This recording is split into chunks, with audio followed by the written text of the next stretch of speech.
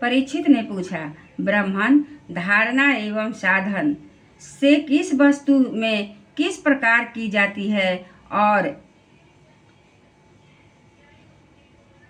उसका क्या स्वरूप माना गया है, जो शीघ्र ही मनुष्य के मन का मैल मिटा देती है। श्री सुखदेव जी का परीक्षित ने कहा, परीक्षित, आसन, श्वास, आसक्ति और इंद्रियों पर विजय प्राप्त करके फिर बुद्धि द्वारा मन को भगवान के स्थूल स्वरूप लगाना चाहिए। यह कार्य रूप संपूर्ण विश्व में जो कभी था है या होगा, सबका सब जिसमें दिख पड़ता वही भगवान का स्थूल एवं स्थूल और विराट शरीर है। जल, अग्नि, वायु, आकाश, अहंकार, ब्रह्मांड शरीर में जो विराट पुरुष भगवान हैं, वे ही धारणा के आश्रय है।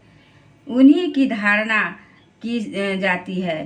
तत्वज्ञ पुरुष उनका इस प्रकार वर्णन करते हैं, पाताल विराट पुरुष के तलवे हैं, उनकी एड़ियाँ और पंजे रसातल है। दोनों गुल्फ एड़ी के ऊपर की गांठें महातल है, उनके पैर के पिंडे तलातल हैं। विश्व मूर्ति भगवान के दोनों घुटने सूतल हैं, जांघें बीतल और अतल है, पेड़ू भूतल है और परीक्षित, उनके नाभि रूप सरोवर को ही आकाश कहते हैं। आदि पुरुष परमात्मा की छाती को स्वर्ग लोक, गले को महलों के मुख को जनलोक और ललाट को तपोलोक कहते हैं। इन सहस्त्र सिर वाले भगवान का मस्तक समूह की ही सत्यलोक है। इंद्रादि देवता उनकी भुजाएं हैं, दिशाएं कान और शब्द श्रवण इंद्रियां हैं।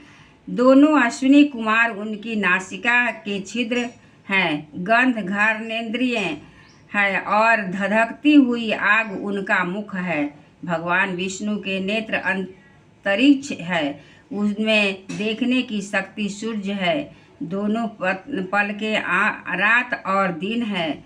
उनका भ्रू विलास ब्रह्मलोक है, तालु जल है और जिह्वा रस है। वेदों का भगवान का ब्रह्मरंध्र कहते हैं और जम को दाढ़े। सब प्रकार के स्नेह दांतों में दांत है और उनकी जगन्मोहनी माया को ही उनकी मुस्कान कहते हैं। यह अनंत सृष्टि उसी माया का कटाक्ष विक्षेप है। लज्जा ऊपर का होठ और लोभ नीचे का होठ है। धर्म स्तन और अधर्म पीठ है। प्रजापति उनके मूत्रेंद्रिय है। मित्रा वरुण अंडकोश है। समुद्र कोख है और बड़े बड़े पर्वत उनकी हड्डियां हैं। राजन, विश्व मूर्ति विराट पुरुष की नाड़ियां नदियां हैं, वृक्ष रोम है, परम प्रबल वायु श्वास है, काल उनकी चाल है और गुणों का चक्कर चलाते रहना ही उनका कर्म है। परीक्षित, बादलों को उनके केस मानते हैं। संध्या उन अनंत का वस्त्र है। महात्माओं ने अव्यक्त मूल प्रकृति को ही उनका हृदय बतलाया है और सब विकारों का खजाना उनका मन चंद्रमा कहा गया है। महत्व को सर्वात्मा भगवान का चित्त कहते हैं और रुद्र उनके अहंकार कहे गए हैं। घोड़े, खच्चर, ऊंट और हाथी उनके नख के वन में रहने वाले सारे मृग और पशु उनके कटी प्रदेश में स्थित है। तरह तरह के पक्षी उनके अद्भुत रचना कौशल है। स्वयंभू मनु उनकी बुद्धि है और मनु की संतान मनुष्य उनके निवास स्थान है।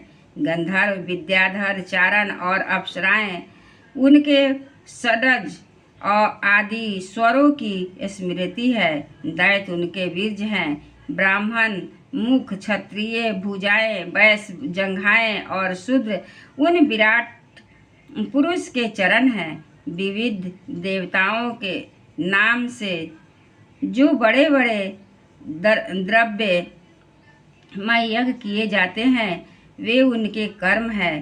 परीक्षित, विराट भगवान के स्थूल शरीर का यही स्वरूप है, सो मैंने तुम्हें सुना दिया। इसीलिए इसी में मुमुक्षु पुरुष बुद्धि के द्वारा मन को स्थिर करते हैं, क्योंकि इससे भिन्न और कोई वस्तु नहीं है। जैसे स्वप्न देखने वाला स्वप्नावस्था में अपने आप को ही विविध पदार्थों के रूप में देखता है, वैसे ही सबकी बुद्धि वृत्तियों के द्वारा सब कुछ अनुभव करने वाला सर्वांतर्यामी परमात्मा भी एक ही है। उन सत्य स्वरूप आनंद निधि भगवान का ही भजन करना चाहिए। अन्य किसी भी वस्तु में आसक्ति नहीं करनी चाहिए, क्योंकि यह आसक्ति जीवन के अधःपतन का हेतु है। एक बार बोलिए वृंदावन बिहारी लाल की जय, कृष्ण भगवान की जय, सब देवतन की जय।